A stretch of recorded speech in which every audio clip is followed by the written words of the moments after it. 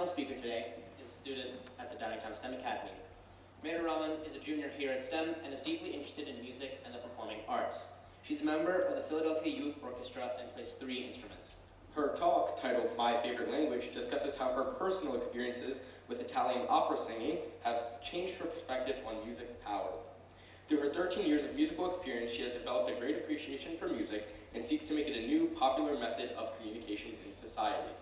Please welcome Medha Raman to the stage.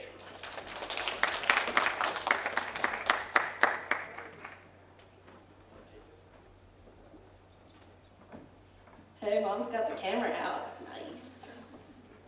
Hi, guys. Hi, guys. My name is Medha Raman, and I'm here to talk to you about my favorite language, if you haven't already guessed. So, my favorite language is music. And why is this? Well, music is just so relatable. I understand it. You understand it. It's so easy to comprehend. Now, I'm going to start off with a quote by Plato. Music is a moral law. It gives a soul to the universe, wings to the mind, flight to the imagination, a charm to sadness, and life to everything. It is the essence of our order and leads to all that is good and just and beautiful. I think this really embodies what I'm going to be talking about. So, let's start off with a little bit of a funky question. So, how do we know that a piece of music is happy or sad? Scratch that. How do we know if a piece of music is happy or sad without the words? Well, many people generally think that it lies in the lyrics.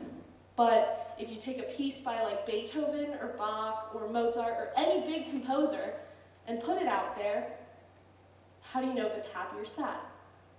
We're about to break it apart into 2 big steps: major and minor tonality and tempo. All right, here we go. Major and minor tonality, what is that?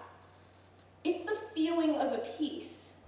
It's kind of like the emotion you feel with it, if I'm making any sense. So, to further examine this, I'm going to play a short clip of music, and we're going to let you guys decide whether this was happy or sad.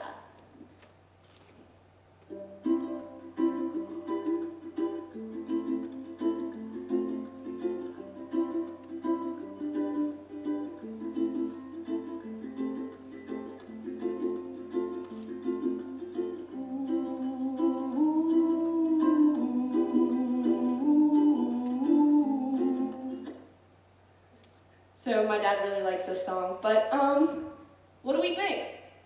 Happy. There we go, yeah, it's happy. It's a happy piece of music. And my brain goes straight to thinking I'm on an island somewhere with sand everywhere and no concept of time. Yeah? So we think that music is mostly about, you know, the acoustics of a chord, major and minor tonality. But the fact is, it's not. Well, not always. It's about the emotions we associate with it. What made my mind go to thinking that I was on an island somewhere? What makes you think that when you hear the YMCA, you have to go YMCA? Yeah, it's the emotions, guys. It's the emotions. So obviously, I can't just take that and go, oh, well, I've analyzed a piece, I'm done. Because you can't. So we're going to go to our next component. We're going to do tempo, sorry. The tempo of a piece is that pulse, that internal beating that you feel. So, here's something interesting. If I'm listening to a piece of music that has a tempo of maybe 60 beats per minute, my heart will actually match that. Because your heart actually matches the tempo that it's listening to. If that's cool. I don't know what is. But your heart matches that tempo, and then it sends a message to your brain telling you that something a little more calm, somber, or maybe even sad is happening. Vice versa if you're listening to this. because your heartbeat starts to match. And then that's when you get that adrenaline rush. You're like, oh my God, I'm either really excited or really stressed. So it's either way. But there's a really cool fact out there by Harvard Medicine that they use music therapy to help recovering stroke survivors. They actually play a piece with a very upbeat tempo because it stimulates the motor system and actually helps them bounce back. Guys, music is medicine, I tell you. And you listen to Taylor Swift and cry in the car, it's not for nothing, huh? All right, so that's my science behind it. But you're probably wondering, why, Medha, out of all the topics you picked, did you choose music? I love music, if you haven't guessed.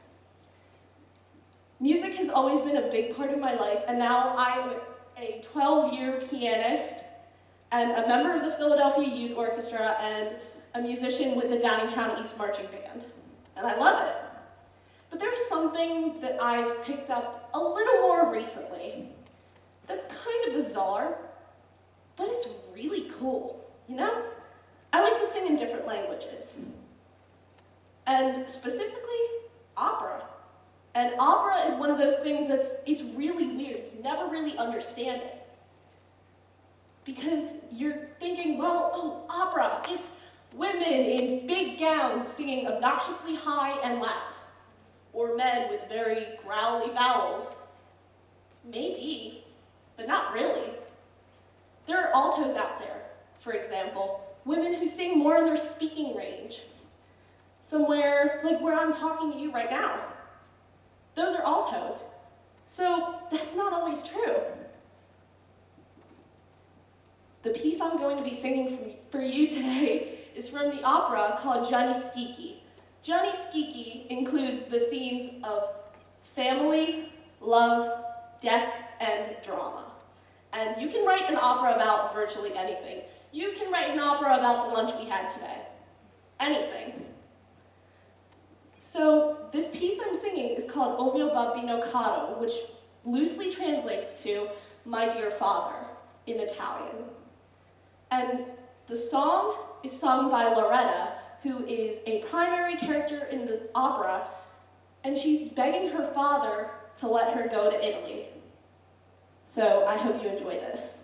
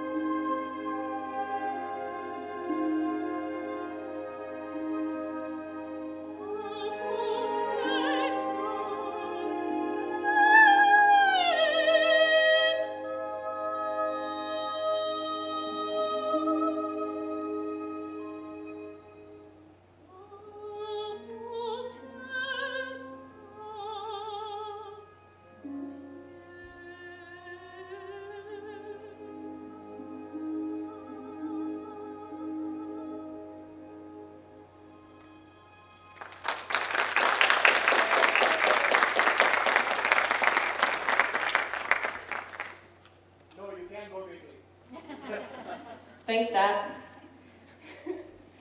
So that was a really cool piece, and I love that piece because I feel like it completely breaks apart my world. And the cool thing about singing in a different language is until you read the transcription, 96% of the time you have no idea what the heck you're saying. So. And I never really understood that piece, but you know, the more and more I sing it, the more I learn these cultural norms. I didn't know there was a place called Porta Rossa in Italy. Yeah, so that's something new that I learned. And it's so special to me because music breaks down these borders and you can communicate, be it in the ways that I said earlier, the two bigs, or even with lyrics. Music is a form that we can all talk to each other on, that we can all understand. So that is why I think music is our universal language and will bring mankind together. Thank you for coming to my TED Talk.